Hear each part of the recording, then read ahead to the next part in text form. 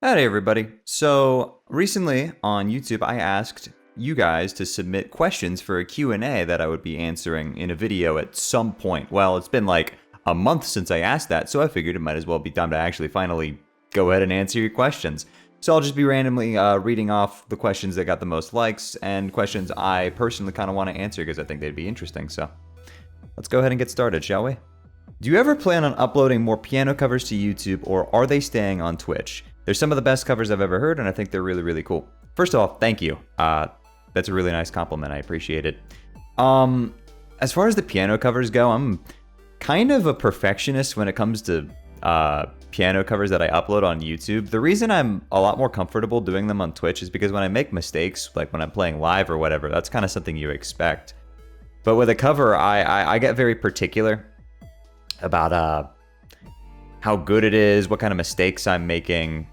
You know, I get very much in the mindset that I have to play it through perfectly, and so it comes out to be really slow. Also, a reason that they kind of stopped for a while is because I didn't have a good camera to record with, and my sound quality, I mean, my audio setup isn't exactly extraordinary or anything like that. Both of those have sort of been solved, but I just haven't really had the energy to sit down and do a cover in a while. But I actually do kind of want to try to do a couple of piano covers. An idea I had for my April Fool's video originally, before I settled on doing a kind of follow-up to the multi-game type thing that I did last year, was I was going to do a cover of Big Shot, and it's in the key of B flat minor, and Never Gonna Give You Up is also in the key of B flat minor, but I was kind of worried about copyright stuff, and I ended up not going with it. I thought it would have been pretty funny though, but it's also been like almost 2 years since I've uploaded any piano covers, right? So I didn't want to I didn't want that to be the first cover I uploaded. I do definitely want to upload covers again though. I was originally going to remake Megalovania in 2021, but I just never got around to it. So definitely probably will do more of those in the future, just not very frequently, I'm sure. Have you had any interest in doing no-hit speedruns? I know you attempted a genocide no-hit a while ago and made it to core. Any thoughts on coming back to that? Actually, I made it all the way to Sans. I did die on the final, at second to last attack, actually, because I let nerves get the better of me. Yeah, it's definitely something I want to do again. Like, I'll probably go back to finish it, because it is something I definitely do want to finish out on. It's like a really cool accomplishment to have done an entire run of the game without taking any damage. And I've gotten close a couple of times. It was genuinely harder than I thought it was. The parts you expect to be hard were the parts I'm very comfortable with, like the bosses. I don't really have much of a trouble with like any of the bosses in Genocide nowadays. I've played it so much. Like Sans, if I just focus really hard, I can probably get a no-hit on command. And Undyne, I barely ever take damage to ever. It's the core enemies that actually are the big one, because you just have to go through so many attacks, and some of them are not the most well-designed attacks in the world. Yeah. But yeah, definitely something I'll probably revisit. What exactly got you into Undertale, and what later made you decide that you wanted to speedrun the game? So, Undertale. Oh, gosh. I've known about this game for a while. I saw the demo way back when, and I think the thing that sold me on it was actually one of the old Kickstarter trailers. I can't really vividly recall it, but the one Kickstarter trailer where there's like that cutaway at the end to Asgore, and he's like he's got like the purple fire behind him. I was like, whoa, that seems really cool. And I decided to get into it then, so I played it when it came out. I really, really enjoyed it. It was great getting to experience it blind without like any spoilers at all. Like, it was so cool to get to experience that blind. Like, a lot of people, when they go into Undertale nowadays, they're not even fully blind. Like, they know, they're aware that there are multiple endings. They know some of the characters. But like, going into it completely not knowing what to expect was really sick. I decided I wanted to speedrun it for two reasons. One, I saw TGH's speedrun of the game at AGDQ 2017. That was a really important speedrun because like, it kind of helped out save the end of that event, because the run before it was that Super Metroid race where the commentator told the audience to jump in front of a bus. That's probably the worst speedrun that's ever been performed of all time. I feel bad for the runners, honestly, because like, they wanted to put on a good show and it just fell apart completely. So to have that run, like TGH's run following it up, really stood out, and I remember watching the speedrun being like, wow, this looks really cool. And the other reason was because later that year, I used to stream Overwatch as my main game. I know, terrible, horrible sin. But I was taking a break from Overwatch. I was playing some Undertale Corruptions because I thought it was funny. And one of the speedrunners, I can't remember who, came into my chat and like told me, like, hey, do you want me to teach you how to do the punch card stuff? Because I was like wanting to like mess around. And I was like, yeah, sure, teach me how to do it. So they taught me how to do it, and I skipped Muffet using it. And I was like, wow, this is pretty cool. I might pick up the speedrun. So I went out of my way to go learn how to do the speedrun. I'm like, oh, this would be a cool side thing to do. And yeah, that sort of accelerated, didn't it? From there, it just sort of, everything just sort of rolled. And I am where I am now. Okay, we got a 2-for-1 here. Are there any other speed games you'd be interested in playing other than Undertale and Deltarune? And what is your honest best guess for the approximate time each chapter will take Toby and his team to make? All right, first question. Yes, I'm not adverse to playing other games. In fact, I tried to learn Hollow Knight, actually, because a couple of people that I know recommended me learn it, and I thought it was an enjoyable speedrun. I sort of started learning it, and then the game itself, like, it wasn't really like catered to my skill set, so I wasn't like the biggest thing on it. And then there was all sorts of terrible shit going on in the community with a bunch of people who were assholes, to be completely straight about it, and that definitely scared me away from learning the game. So I didn't. I exited the community, and I said, okay, well, I'm just gonna go over here and go back to my games. But yeah, there are definitely other games. I mean, my first speedrun wasn't even Undertale. It was actually The Legend of Zelda: Link Between Worlds. And I learned like the whole entire thing and actually enjoyed running it. The problem was I had no way of recording it in any decent quality. I wasn't about to turn the lights off and stick a webcam looking at my 3DS screen. I didn't have a capture card or anything like that. And I don't think emulators are allowed for speedruns, since 3DS emulation isn't exactly accurate at the moment. Yeah. So the second question, shorter answer. So chapter 2 took about 9 months of development time. Like actually developing from the beginning of the chapter starting development until the end, it was about 9 months. Because the rest of the time from chapter 1's release was just used to actually figure out like who's going to be on the development team. Is there going to be a development team, or is it just going to stay a 1-2 person project? And what engine are we going to use? Because there was talks about getting off of Game Maker. But they ended up staying with Game Maker for better or for worse. I'm kind of glad they did, because it's kind of the reason I have a job. But like, yeah, I figure that since chapter 3 through 5 are all coming out together, I'm going to say I would expect to see that released either at the soonest late next year, like late 2023, or sometime in 2024, I would say. Would be at the earliest. It might even be longer than that. I definitely don't think it'll be finished this year. I mean, if they came out with chapter 3 through 5 this year, I'd be extraordinarily surprised. Can you imagine a world where we're all represented by a font? What kind of font would I be? Honestly, I don't know what kind of font I would be, honestly. I'm kind of feeling like maybe Helvetica. You know, everybody likes Helvetica. I do have a question to ask you, Christopher Moon. How in the world are you in every YouTube comment section on every Undertale video? It's genuinely impressive. Please keep commenting on my videos. It increases my algorithm chances. Would you ever make a video detailing speedrunning tricks and skips, like how to perform or how they are used? For example, I've never seen any actual tutorial on punch card exploit or its uses, and I'd love to learn them. So if you actually scroll through my YouTube videos, I do actually still have a video guide for neutral and true pacifist, and that has a decent explanation of how the punch card exploit works.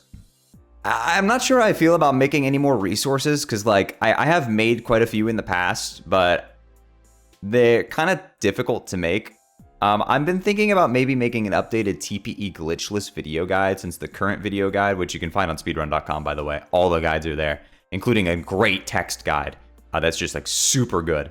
Yeah, I've been thinking about making an updated one because the current video guide does use outdated strats, so might make an updated one of those.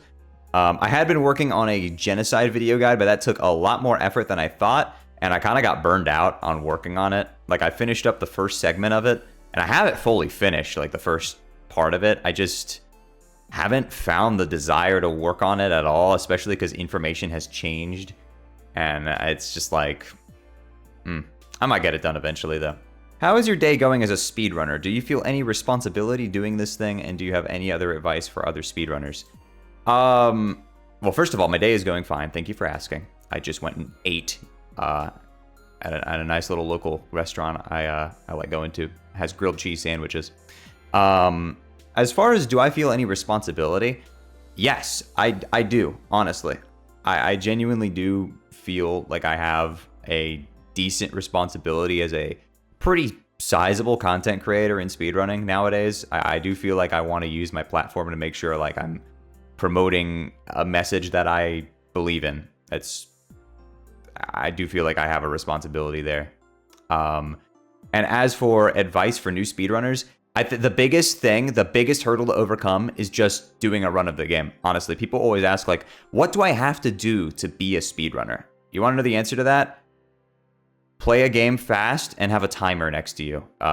You press the start button on the timer and then start playing the game from beginning to end. And then you click the end button on the timer and you're a speedrunner. That's all it takes. There's no like initiation ritual or anything like that or any crazy things you have to go through. Like it is really that simple to get into it. That's how I got into Undertale. I didn't even look at any of the guides. I literally just watched TGH's old run and just said, okay, and tried to mimic that. I didn't look at any of the guides. I didn't ask anybody for any help. And that was my very first run of True Pacifist Undertale. It was like a 152 or something, which is actually a really good starting time. How long have you been speedrunning Undertale and Deltarune for? I have been speedrunning Undertale since mid-2017, so it has almost been 5 years. It'll be 5 years in July from my very first run of the game, which is wild to think about. As for Deltarune, I did a speedrun of it on release day, October 31st, 2018. The game came out, I played through it, I enjoyed it, and then 2 hours later, I was doing speedruns. Now, the video, the very first Deltarune speedrun I uploaded, if you scroll through my video history, you'll see it. It's uncommentated because it was a local recording, and also, you'll notice it's on November 1st. That's because Toby had mentioned trying to avoid spoilers or talking about the game for 24 hours, and I wanted to respect that, so I didn't upload anything on that day. I'm kind of glad he loosened up on that, because I thought that was a little bit, maybe just a little much, but I sort of understand it. As for what I'll do in the future, if there's any sort of like, hey, maybe don't talk about this for a little bit on releases, I will just do what I did for Chapter 2, and that is, you know, mention like, hey, this is my playthrough of Deltarune Chapter 2. Big spoiler warning, like just enormous spoiler tag, nothing spoilerly in the thumbnails at all. Like, and then like 3 days later, I can put Spamton Neo in the thumbnail, you know? Will you be doing more stream highlights? Yeah, I do plan on doing more in the future. Definitely. That's a pretty simple question to answer. I just haven't had the time to really edit them together as much anymore. But yeah, I do have plans to do more in the future, for sure. Do you have any plans to stream more Undertale or Deltarune fan games? And considering that you've played it through Undertale and Deltarune so many times, do you have tips on how to commit and dedicate time to long-term projects? I'll start with the second one. I am the worst person on the planet to ask about dedicating time to long-term projects. I'm terrible about it. Listen, I have very strong ADHD. Getting to work on like projects is so hard for me. Like legitimately, it's one of those things where like when a project takes more than like a day, it's so difficult for me because I have to dedicate, like I have to do so much in order to get myself to actually start working. Like when I have to edit a video, for instance, like I have to like hype myself up for like 30 minutes to actually get onto the editor and start putting together the video. And usually when I do that, I finish it in that day. Like the dream video, the dream luck video, I started editing that and I worked on it for 9 hours straight and it was done. I had it done that same day because I knew that if I let it go to tomorrow, it wouldn't get finished, right? So I'm not the best person to ask about that. It's been difficult for me, but the best thing I do is just I schedule my life around the fact that I know I'm not good at picking up and starting projects. So streaming is better suited for me. And as for the Undertale Deltarune fan games, yeah, I'm not adverse to playing more of those for sure. I really like when there's really good creative fan works. There were definitely a lot of them this year that I played through and enjoyed a lot. Delta Traveler was really cool, and Sarah, the creator of the game, let me demo Section 2 and exclusively premiere it, which was really cool. She's really awesome and sweet, and I'm glad she let me do that. TS Underswap was a lot of fun, really solidly put together game. Just very much faithful to Undertale's writing, which was very rare for a lot of fan games back in the day, where, you know, the writing of the characters seemed to be not very accurate to the source material. But even older fan games, like I think I played through Undertale Red on stream. You know, the classic fan game. Did you know that the person who made that is actually working on Deltarune now? That's so cool. But like super classic fan game there. And I have been very much looking forward to Undertale Yellow, and I'm absolutely going to play it when it comes out. I played the demo of Undertale Yellow all the way back when it came out. I did some speedruns of it even. Just kind of like a one-day project thing. And I am very much looking forward to playing that game. I will absolutely play it when it comes out. I've been very excited for it for a long time now. So yeah, definitely do have plans to play more fan games. Just got to make sure they're good stuff, you know. What are your favorite tracks from Deltarune so far and Undertale? Musical tracks. Okay, let's start with Undertale. I love the entire soundtrack. Honestly, there isn't a single piece of music in the soundtrack that I don't like, but the ones that really stand out to me, it's really hard to name like a favorite, but just like a group of favorites that I like a lot. Hopes and Dreams, and when I say Hopes and Dreams, I'm talking about Hopes and Dreams, Save the World, Last Goodbye. They're all really the same piece of music, just split up into multiple parts. I don't really consider them to be separate, but that, Asgore is so underrated, but it's one of the best boss themes I've ever heard. It's so good, especially like when you get to the B section. Sick. So good. Megalovania, of course, is jammin'. And then as for area themes that I really like, I love the title track, Undertale, that plays in New Home. One of the great pieces of music right there. Core is amazing. Such a good piece of music. So yeah, those 5 definitely very solid pieces of music that I like from Undertale. There's plenty of others that I'm probably forgetting about. I love Bone Trossel, for instance. As for Deltarune, tracks that I really like from Deltarune. Big Shot is pretty sick, but I'm not gonna lie, I actually prefer Now's Your Chance to Be Ya, because I just like it better. I think it jams out. Chaos King is pretty good. Rude Buster is amazing. Rude Buster is such a good generic battle theme. So good. And my favorite track from Deltarune so far is Attack of the Killer Queen. That's definitely my favorite track. Without question right now. It's so good. It's like everything I want out of a boss theme. And I'm sure there's going to be even more amazing stuff as time progresses. What is your favorite game besides Undertale or Deltarune to play casually or speedrun? Well, currently at the moment, I don't really speedrun any other games besides those two, but in terms of casual games that I really like games I've played casually that I love, there's definitely a long list. The Legend of Zelda Twilight Princess is like my all-time favorite video game. Incredible. Such a great game, and I have so many fond memories of it. Other than that, there's plenty of others. Like I love Xenoblade Chronicles. Both games, but I think I prefer the first a little bit. Sorry, Anel. I love the Pokemon series. Unfortunately, I think it's fallen off just a little bit since its heyday. But I will always enjoy going back to Generation 3. Pokemon Emerald is probably my favorite from the series. Black and White are also spectacularly good. And then other than that, you know, I could always go with a good Mario game. Always fun to play through. Super Mario World's like one of those games I can pick up and play, and I'll always have fun with it. Metroid, I'm a huge Metroid guy. Love Metroid.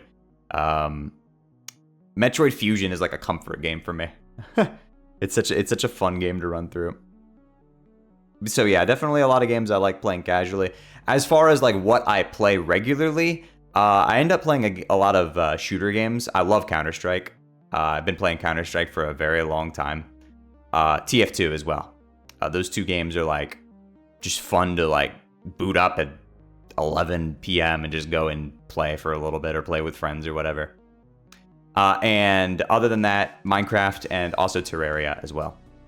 How high can you jump without bending your knees? Not high at all. I am the opposite of an athletic person. I am exceptionally unathletic. I can only jump like maybe a foot at most. What was the record that made you the most proud?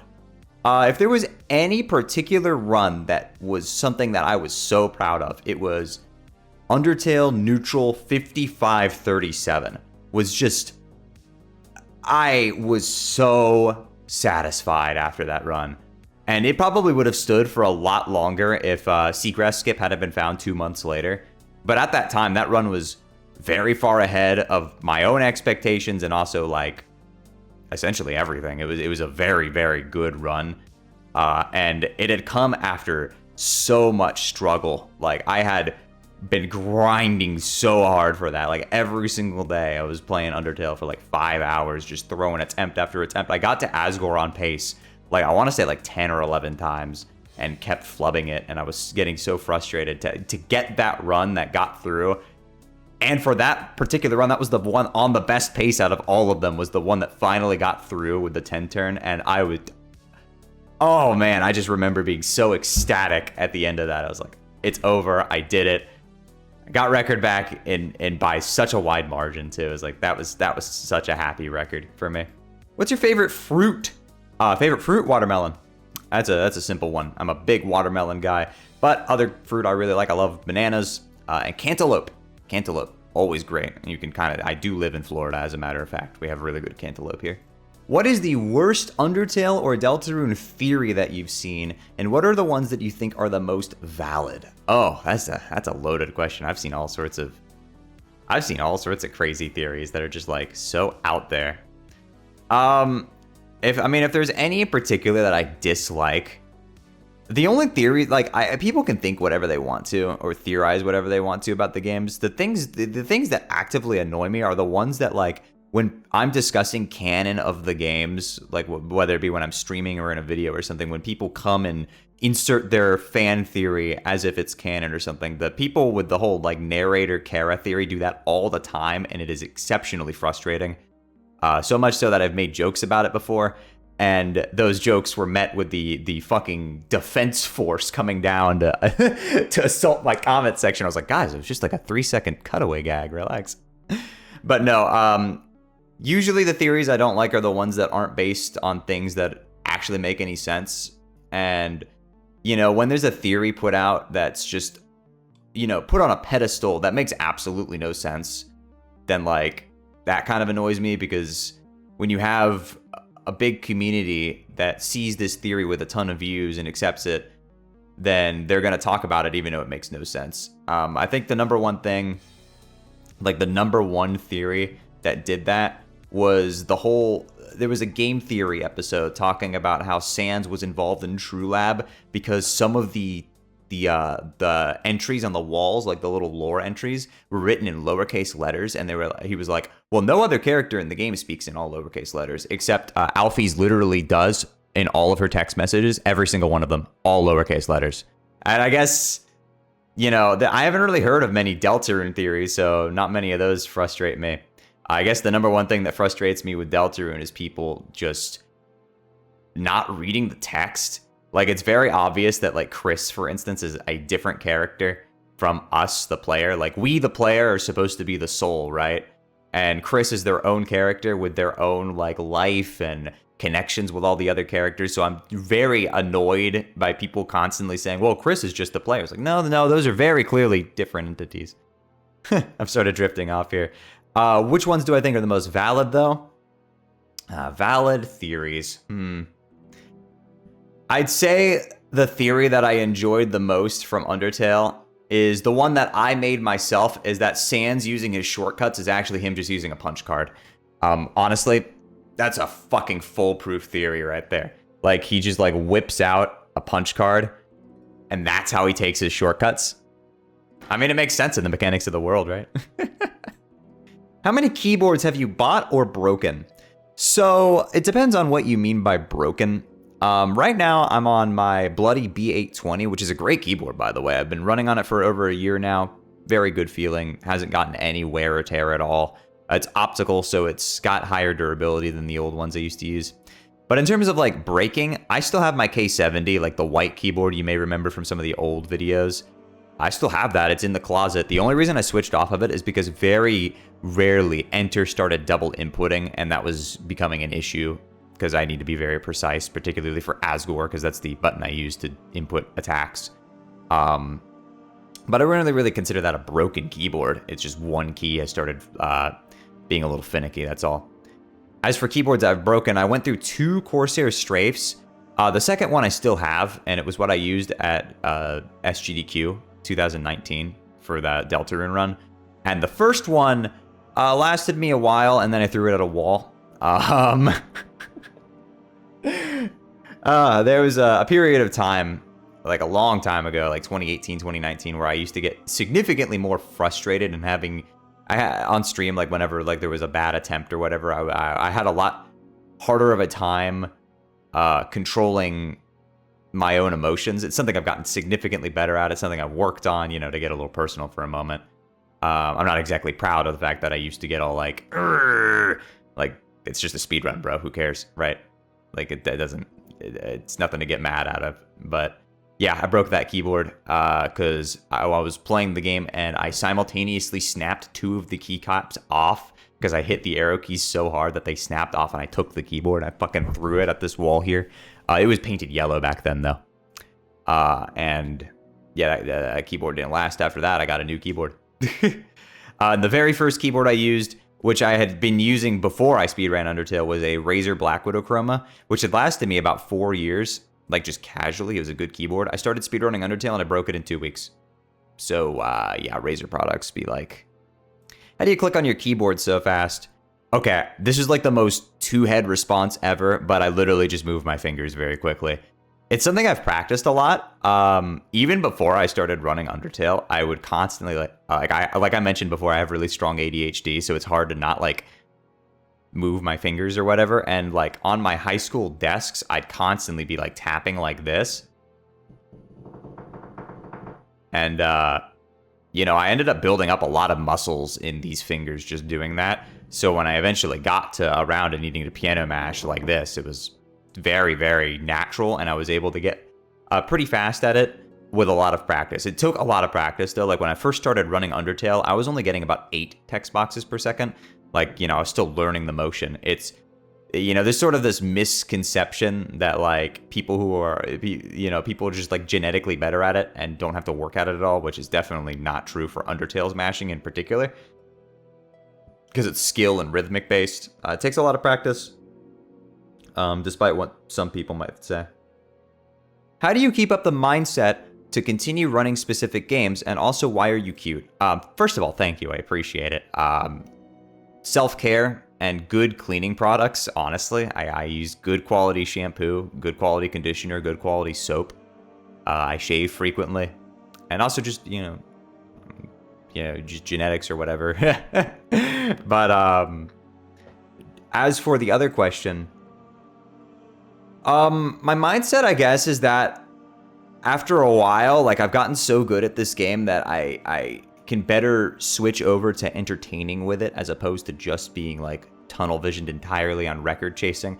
Like that's sort of been my mentality lately. It's why like I don't hold as many records as I used to. It's because I'm not like as dedicated to grinding out those records. I mean, granted, I still have second place in like every category at the minimum. Like I still hold a bunch of world records for Misc Cats. I still have the TPE glitchless world record after all this time. And I have second place in like everything else. In fact, there isn't a single category in Undertale that I have under third place in, which is pretty wild, even though I haven't like been on the grind for a while. But I keep it up because I enjoy it and because it's a good venue for me to use to entertain people, right? And that's the main thing that keeps me motivated. Same thing with Deltarune as well. And just because it's a game I feel comfortable playing and I know I can entertain people with. What made you want to start YouTube and Twitch in the first place? Probably seeing all sorts of YouTubers and streamers that I liked watching. Honestly, I've been on the internet for a while. There's definitely been a lot of content creators I've been following for a very long time who have motivated me. Like, wow, I can use my platform to play video games and entertain people, or just, give people a good time, right? Like, you have like, content creators that have been watching for a long time, like Chugga Conroy or Some Call Me Johnny or Captain Sparkles. Like people like those, they can entertain people with games, and that was a huge motivator for me. It's always something I wanted to try, and when I finally was able to give it a shot, I decided, what the heck? I'll give it a try. Now, I started off streaming Overwatch, but I wanted to move into my own niche thing, so I started speedrunning. And that's how it all started. Have you ever participated in a Pokemon tournament? No, I have not participated in any tournaments. I've kind of been out of the loop on competitive Pokemon for a while. I'm not the biggest fan of Gen 8's meta as far as Smogon singles go. I did play a lot of Gen 7, like Ultra Sun, Ultra Moon on Showdown. I think I got up to like 1850 on the ladder for OU. But I never participated in any tournaments. It's not really my thing. I sort of just play it on and off. What's your favorite outfit? Honestly, probably what I'm wearing right now. These are clothes I got for Christmas this year, and I legitimately love how they look on me. And they match well, and it just gives off certain vibes that I am really happy with, and I like a lot. What's your favorite character in Undertale and Deltarune? Sans. That hasn't really changed much. He's still my favorite. He gets a lot of jokes that I genuinely like still kind of chuckle at even to this day. Even after I've memorized every morsel of dialogue in this game, right? Like, I still love all of his dialogue. And I just like the character a lot. He's got a lot of mystique to him. And he's probably more fleshed out than several of the other characters. He's got a lot to him, and that's important. He's not as one note. Like, someone like Papyrus has a lot to offer, but he's also just he's kind of a little one note. I mean, he's got depth. All of the Undertale characters have depth. None of them are, like, flanderized characters that are just one trait. Like people are bad about that in fan writing. Like, people will say, oh, Papyrus is the guy who's socially awkward and doesn't understand anything and loud, but they totally miss the fact that he's also very caring and actually surprisingly extremely mature. Like, he's a very, like, soft person. And I feel like a lot of fan works don't really go into that as much. Like, if you play Undertale's genocide route, he genuinely, like, he comes off like a loving parent, right? So, yeah, but Sans is my favorite character. How did I get the name Shay? So, I was a big fan of Pokemon when I was little, and there's a Pokemon named Shaman who I liked a lot. Little grass hedgehog, cute little guy. And I decided to name myself after that guy. It wasn't actually my very first username, though. My very first username that I used on, I want to say Roblox back in the day. It was based off of Shadow Lugia from the game Pokemon XD, Gale of Darkness, because it was what I've been playing lately. And I was like, damn, that's pretty cool. But then I switched over to Shaman because I liked Shaman a lot, and he's really cute. And it's just sort of stuck, honestly. Originally, Shay only had one Y in it, but I added the second Y as a result of me being unable to get the name Shay on Twitch because it was taken. When the Justin TV names got released, Shay with 2 Ys got opened up, and I jumped on that immediately. Like, I saw it, and I just full sent it, like, immediately. It wasn't even, no questions asked. Trying to get that name on Twitter, too. The account Shay with 2 Ys has been suspended for a while now, so I'm just kind of waiting for that name to open up. It should have opened up already, but Twitter support is about as useful as, a kidney stone, so, you know. Do you think that Deltarune is better than Undertale? I think that it has the potential to be a better game. From what I see, the potential that Deltarune has right now is so high. Like, I'm genuinely so excited to play the rest of the game because I know it has such potential to be great. But honestly, people compare the two a lot, even though they're not really games to be compared, in my opinion. I mean, obviously, it's going to be compared because they're both Toby Fox games, but they're trying to do different things, right? Deltarune is definitely the game that's going to be mechanically superior as a video game. Like, that much I am certain about. If I'm wrong, I'll be amazed and probably very disappointed. But Deltarune is definitely going to mechanically be the better game. But what Undertale did, Deltarune is not trying to be Undertale again. That's like the whole thing with it, right? It's trying to be its own thing, and it's more traditional. Like, it's more like a traditional RPG as opposed to Undertale, which was a deconstruction of traditional RPGs. It's not going to do what Undertale did. Undertale came out at a time in my life that was super important, and it means a lot to me, and it's never going to replace that for me. So, both. I like both. But I do think Deltarune, in terms of the actual gameplay, is already doing better than Undertale. Like, the boss fights are more in-depth, the graphics are better, the presentation is great, the music is probably going to be better considering there's, well, not better per se. They're all great, but like there's going to be a lot more of it, more variety and stuff like that. Like you got, you know, tracks that in Deltarune that are very much serve a lot of variety. The environments are varied. The new characters are awesome. It steals a lot from Chrono Trigger, right? Like, you know, Undertale had random encounters that just appear on the field. Deltarune's system is objectively better. I don't know why modern day RPGs still use random encounters. I'm mostly talking about Pokemon here. I do not understand that should have died when Chrono Trigger came out. I mean, they just came up with a system that was just better and people didn't adopt it for some reason. Why Frogget? So originally I had one emote on Twitch, and it was an emote of Genji waving hi that I commissioned from a friend of mine. And I wanted to get an Undertale themed emote to go with that since I had a second slot. So I got the same artist to draw a version of Monka S, like the Pepe emote, with Frogget instead, Frogget from Undertale. And as I moved more towards Undertale, I realized I didn't want to really have anything related to Overwatch on my channel anymore. So I made the decision, I was like, okay, I need to get different emotes. And I was like, what should I do? And someone was like, what if you had a Frogget holding a heart since you already have a Frogget emote? And that emote got drawn for me as a gift. And from there, I sort of just adopted Frogget as my mascot, basically. I realized, like, wait, nobody else has Frogget as their mascot. Cool, I'll do it. Frogget's cool and pretty recognizable, actually. A little bit too recognizable. It's kind of delayed my plans to make merch. I want to make merch at some point, but I have to get a drawing of the character that's not recognizable as Frogget. So what I'll probably do is have half of the body obscured by something, and then the top half will just be, you couldn't tell it's Frogget. It just looks like a white frog, right? Like, you can't say that belongs to anybody. So that's probably what I'll end up doing. But at the moment, all my other drawings, it's very clearly supposed to be Frogget, and that would cause legal issues. So yeah. But yeah, that's why I chose Frogget, and I think it fits perfectly fine. And last question, who would you say was the hardest boss for you to learn to fight perfectly? So, this is kind of a weird question for me because before I started speedrunning Undertale, I'd already practiced Sans a lot, so I already had the grasp on the fight pretty well. In terms of being perfect, it kind of depends on what you mean, right? Like, are you talking about not taking damage? Because in terms of not taking damage, it's either Sans or Spam to Neo from Deltarune. But in terms of optimally doing it for the speedrun, there is no question Asgore. It's not even close.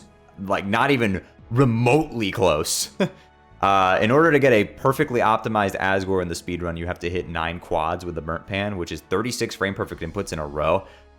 Without a doubt, the hardest thing to do in the game. And it's not very close at all. I could do anything else. I had to put so much time into being able to do it, and even then, it's not consistent at all. It's very rare for people to get what we like to call a Tasgore, which is a portmanteau of TAS, like tool-assisted speedrun, and Asgore. And you clap them together, and it's Tasgore. You know, it's a clever little thing. But yeah, that makes him definitely the boss that I've sunk the most time into practicing. All right, and that's all the questions I wanted to answer. Y'all definitely left a lot of questions. There were quite a few duplicates. But thank you all for submitting your questions. I hope that the answers you got were good. And thank you for subscribing. Really, we're at 21,000 and rising. And that's just insane to me. Like, I never thought that I'd get even 1,000 subscribers when I started on YouTube. So to see this number is like absolutely crazy to me. And thank you all so much for watching. You all have a wonderful night. Take care of yourselves and have a good one. Bye-bye.